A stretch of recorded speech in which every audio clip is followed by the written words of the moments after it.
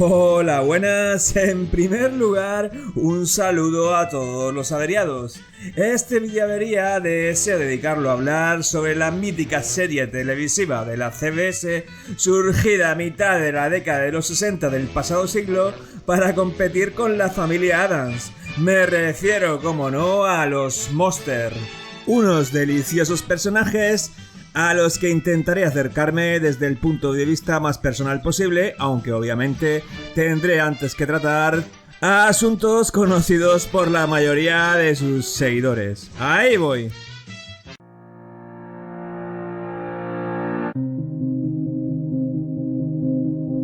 Como la mayoría de personas de mi generación en España, conocí a los Monsters viendo La Bola de Cristal, el mítico programa presentado, entre otras personas, por la polémica y carismática Olvido Gara, Alaska. De todas formas, realmente no fue hasta que realicé un viaje a Seattle, Norteamérica, que vi las 2 temporadas completas de la serie. Recuerdo perfectamente que nada más desayunar me veía un capítulo 2 de Los Monster y ya me sentía perfectamente preparado para visitar o bien la tumba de Jimi Hendrix, o bien las inmediaciones de la casa donde Kurt Cobain se quitó la vida, o los lugares donde músicos como Pearl Jam o Soundgarden comenzaron a tocar.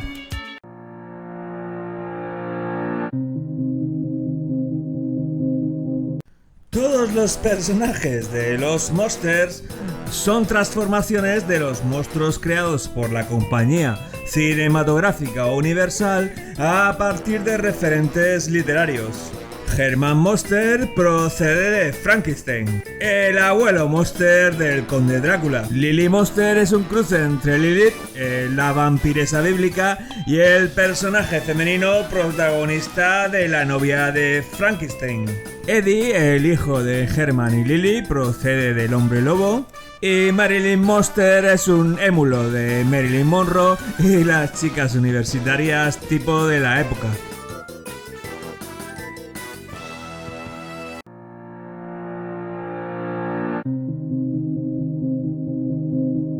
Por supuesto, adoro la maravillosa melodía de introducción compuesta por Jack Marshall, una de las más famosas y logradas de la historia de la televisión. Aunque creo que lo que más me gusta de los Monsters es su sencillez, su falta de pretensiones, el que sea una comedia de situaciones en el que por una vez la apariencia no es lo importante sino el fondo de las personas. Me gusta asimismo que tal vez no fuera la intención de sus creadores, pero logró realizar una crítica feroz de su tiempo sin alzar su voz, tan solo mostrando a varias personas sinceras y verdaderas que, eso sí, tenían un aspecto deforme y, en algún caso, llevaban vivas varios siglos.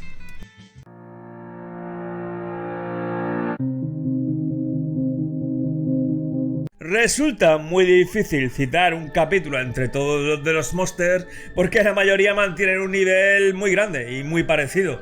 Pero bueno, diría que hay varios que me encantan. Por ejemplo, es en el que Herman se pone a dieta. Otro en el que el abuelo se enamora de una mujer que desea que se case con ella para obtener una herencia. Aquel en el que Herman se convierte en un músico de rock y hay que frenarle el ego. Y otro en el que pierde su trabajo como entrenador. Aunque siendo sinceros, la verdad es que me quedaría con la mayoría de los capítulos de las 2 temporadas.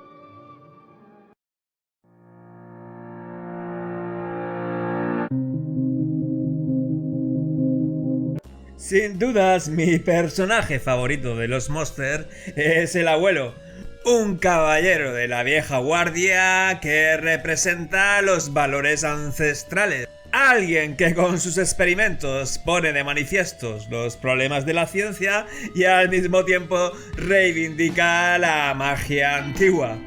Un señor que lo mismo se pone a llorar cuando escucha una canción de hace 5 o 6 siglos que se echa una siesta colgado del revés de una puerta. En definitiva, alguien carismático y realmente delicioso.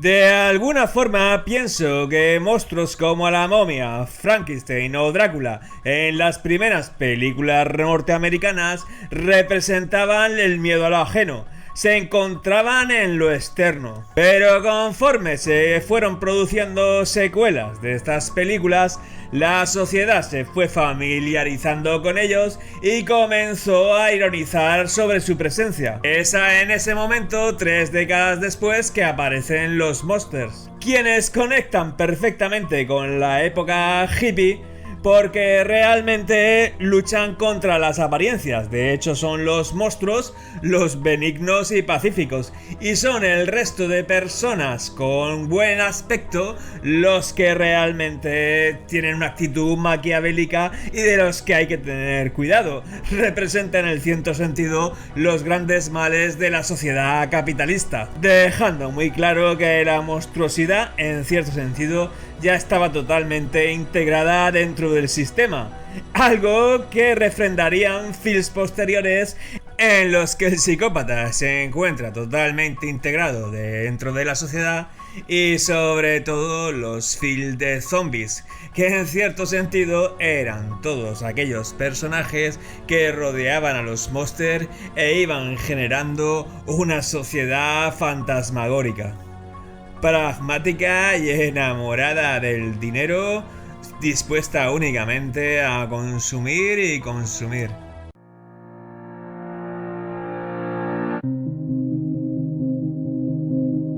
Mis dos personajes favoritos de los monsters son el dragón y el cuervo. El dragón, que se encuentra en el fondo de la mansión de los monsters, representa simbólicamente desde tiempos ancestrales pruebas que hay que saltar para pasar a nuevos estadios de conciencia. Y creo que lo que nos desea decir es que los monsters representan el momento en que la sociedad norteamericana pasa de considerar al otro como un enemigo a considerarse a ella misma como ese posible enemigo, como por ejemplo va a poner de manifiesto el asesinato de John Fitzgerald Kennedy o posteriormente la guerra de Vietnam. Y el cuervo me hace mucha gracia porque de alguna manera está señalando que el exilio que vivieron muchos europeos al llegar a América se está acabando, porque de ahora en adelante todos van a vivir en la era pop, que en el fondo es una ilusión a través de la que se intentan borrar todos los sufrimientos.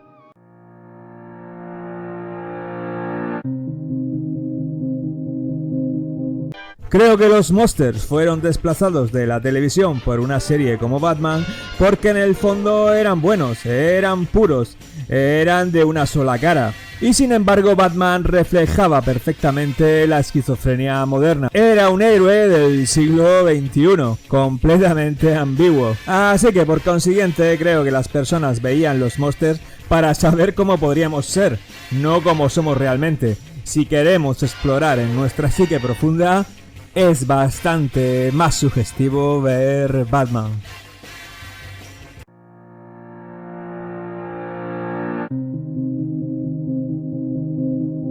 Herman Monster me parece un personaje esencial que ha influenciado a otros como Homer Simpson o Pedro Picapiedra. Y no tengo dudas de que debido a la bondad y al pacifismo que desborda a la familia Monster, de alguna manera conectaron perfectamente con los movimientos hippies, como ya dije anteriormente, y posteriormente con muchos rockeros que se recreaban y se divertían con el primitivismo que desprendía esta deliciosa e inolvidable familia.